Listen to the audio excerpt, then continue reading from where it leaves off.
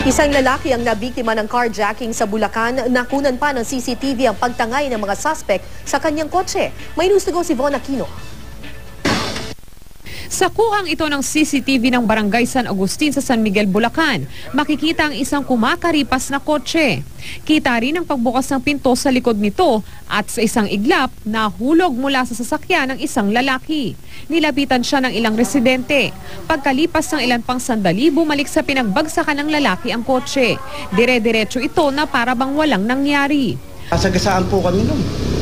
Ay, yung mga tao nga po biglang tabihan sa gilid Talagang yung kotse umuugong ng todo. Ayon sa mga otoridad, pag-aari ng inihulog na lalaki ang naturang kotse. Nakilala siyang si Dante Santiago. Tinangay raw ng dalawang suspect si Santiago at ang sinasakyan niyang kotseng nakaparada noon sa parking lot ng isang restaurant sa Barangay Camyas. Hindi pa tiyak ang motibo ng krimen. Isa sa mga tinitingnan ng anggulong pagnanakaw. Nagtama ang biktima ng saksak at iba pang sugat mula sa kanyang pagkakalaglag. Nagpapagaling siya ngayon sa isang ospital sa Nueva Ecija. May mga suspect na raw ang pulisya pero hindi mo na nila pinangalanan. Sinsikap namang mahanap ang natangay na pulang kotseng may plakang ZEV 440. Malaking tulong yung CCTV na makumpuni namin yung investigasyon.